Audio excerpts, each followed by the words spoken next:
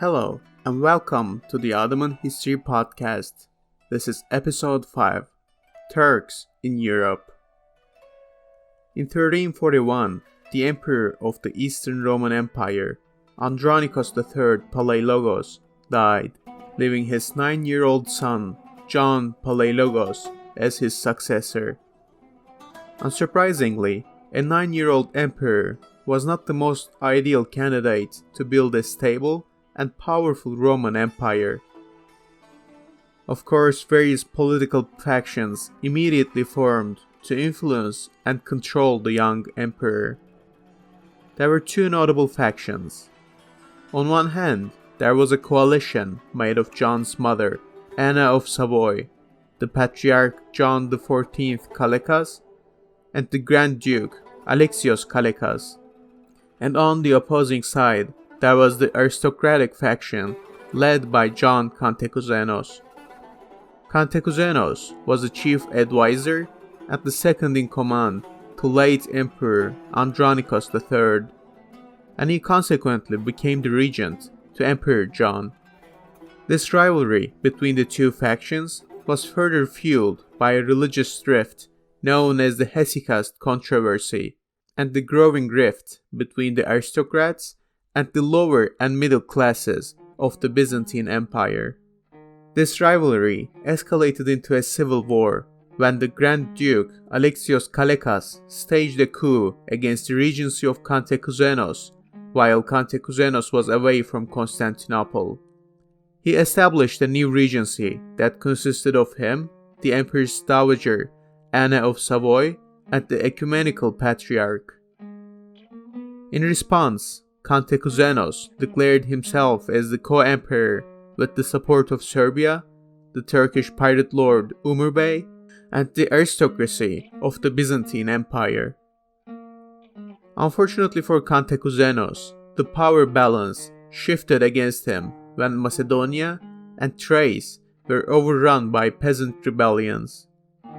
The city of Thessalonica was captured by a group known as the Zealots of Thessalonica, and promptly turned against the aristocratic faction of Cantacuzene. On top of that, Cantacuzene's ally, Serbian Emperor Stefan Dušan, switched sides and invaded Byzantine territories. By 1345, Serbian Empire had captured the entirety of Albania, Macedonia, and Thessaly, which amounted to roughly half of the entire Byzantine Empire at the time. Byzantine historian Nikephoros Gregoras describes the invasion of Stefan Dušan. The king, Dušan, was insatiable, reveling in the civil wars of the Romans, and considering this time the most advantageous to him and the greatest gift of fortune. Wherefore he descended like a flame and was spreading over the Roman cities and land, continuously enslaving them on his way, since there was nothing that could resist his assaults. Thus, with one stroke, half of the Byzantine Empire was lost to the Serbians. Another setback for Cantacuzene came in 1344, when his Turkish ally, Umur Bey of Aydin Emirate, was forced to retreat from Europe due to a crusader attack on his home territories in Anatolia. The same year, the regency of Emperor John secured an alliance with another neighboring state, the Bulgarians. In exchange of their help, the Bulgarians were given the city of Philippopolis, the modern-day Plovdiv. With Serbians and Bulgarians turned against him, and Umur Bey back in Anatolia to fight off the crusader attacks in Smyrna, Cantacuzene seemed to be desperate. And this desperation would open the gates of Europe to the Ottomans.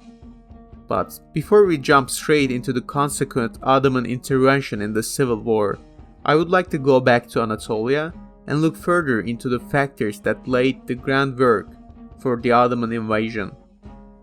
I've previously mentioned the lack of siege expertise and capability in the early Ottoman armies.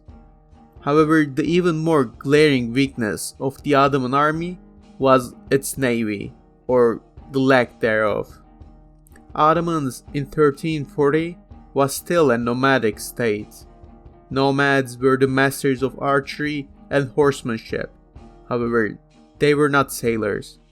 Understandably so, considering that the steppes they originally lived in did not have access to the seas.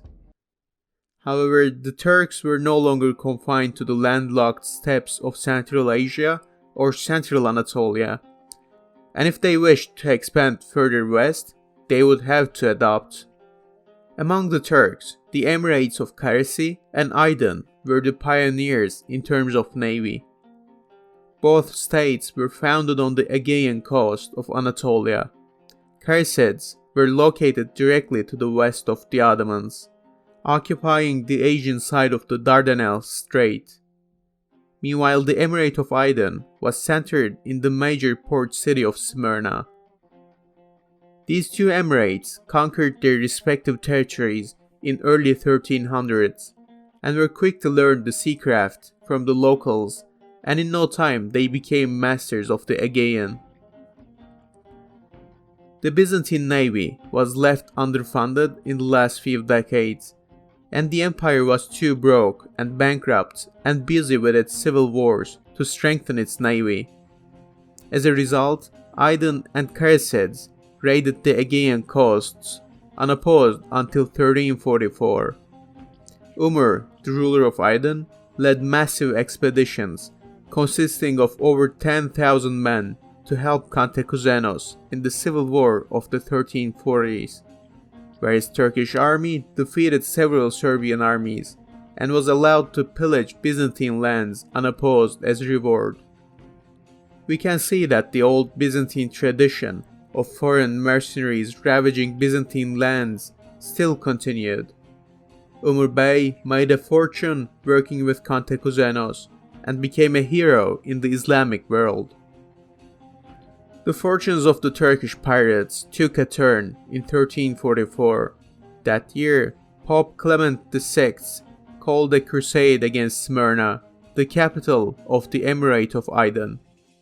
This crusade was joined by the Kingdom of Cyprus and the navies of the Knights Hospitaller, and would be known as the Smyrniote Crusade. The Crusader navy, which was much more experienced at naval warfare, destroyed the much larger Aydin navy and captured Smyrna in 1344. This cut off Aydinids from the sea and forced them into a 9-year-long war against the Crusaders over the control of Smyrna. Thus, the naval power of Aydin was broken, and from now on, they would no longer be a player in the Byzantine politics. Meanwhile, the other Turkish state with a navy, and the more significant one for us, the Karesid Emirate, was also not doing very well. Its ruler Yahshi Bey was defeated by the Byzantines and died around 1341.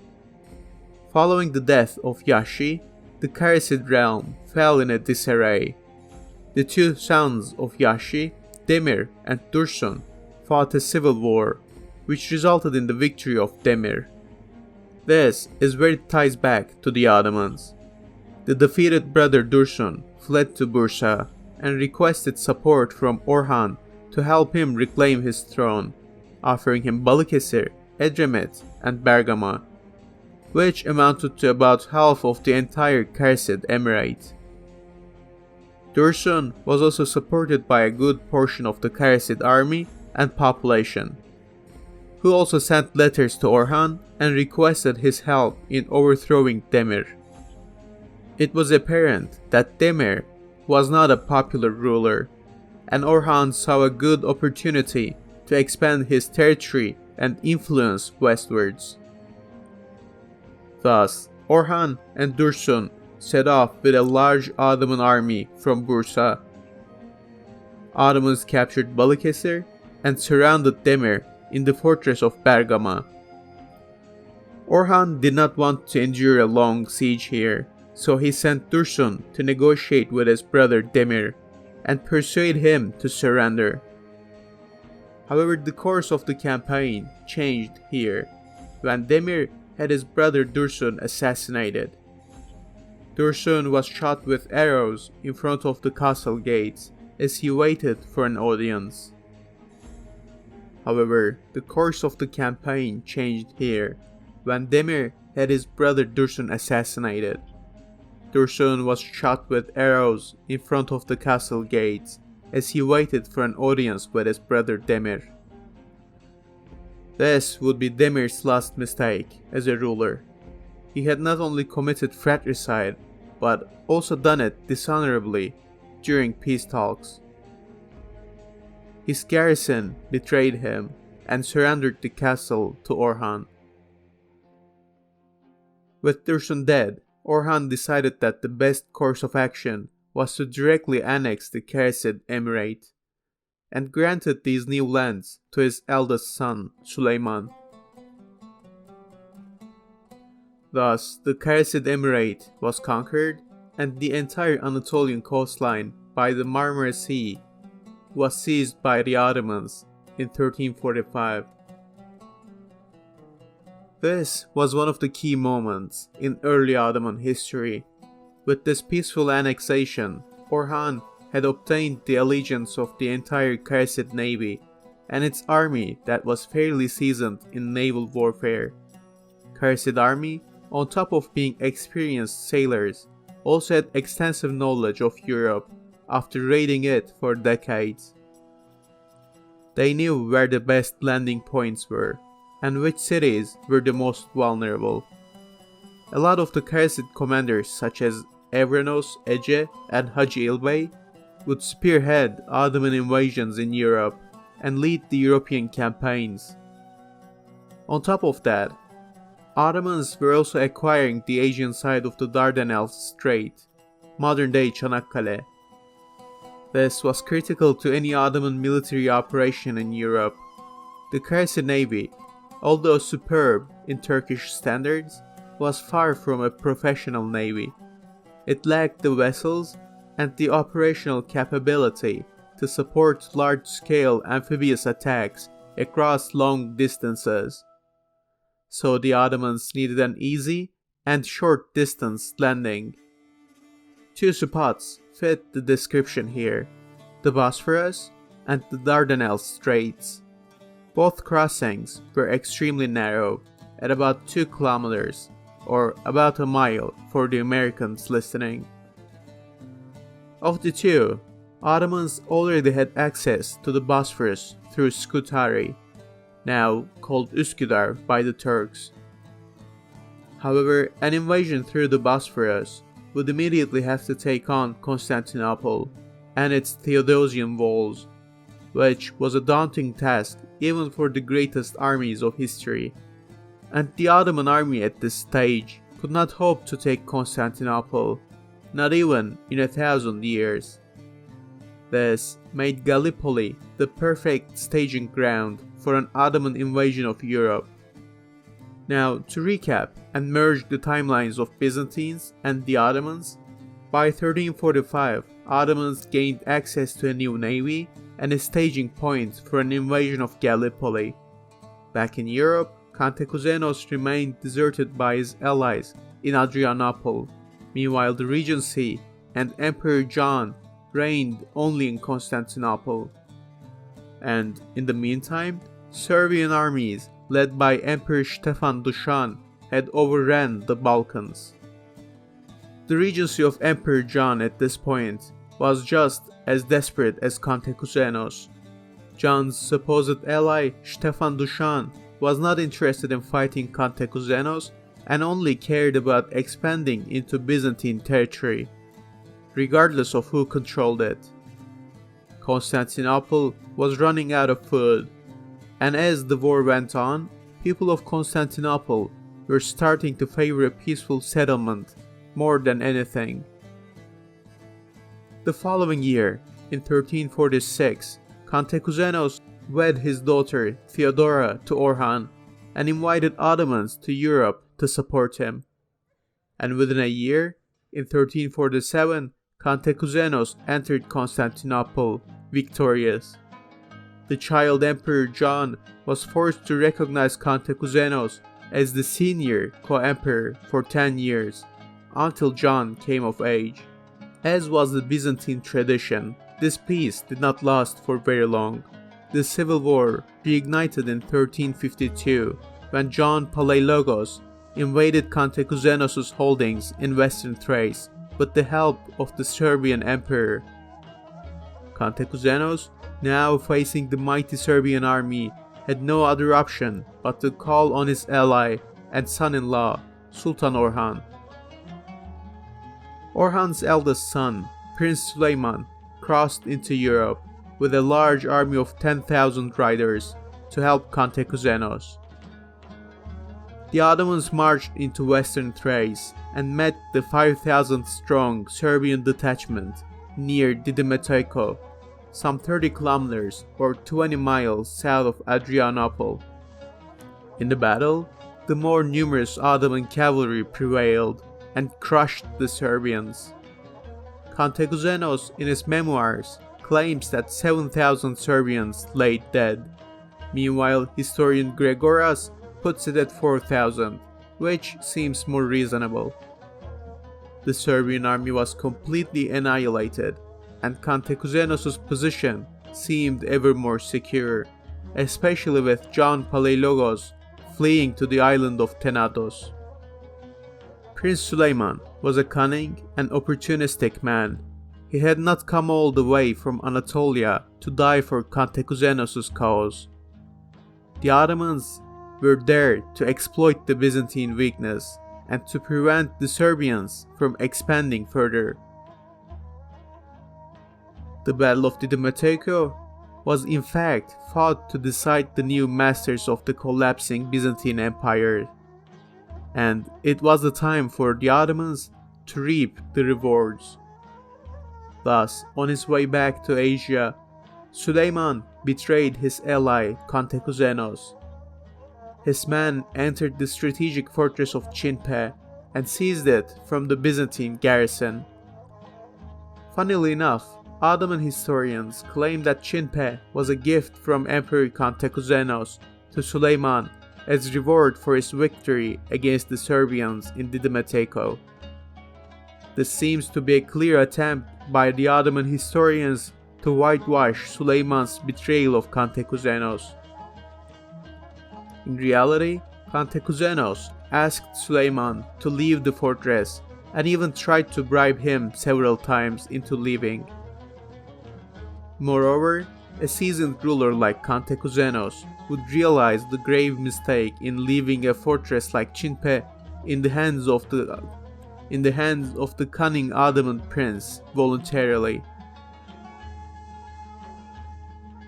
So it is very unlikely that Cantacuzenos just gifted this key fortress.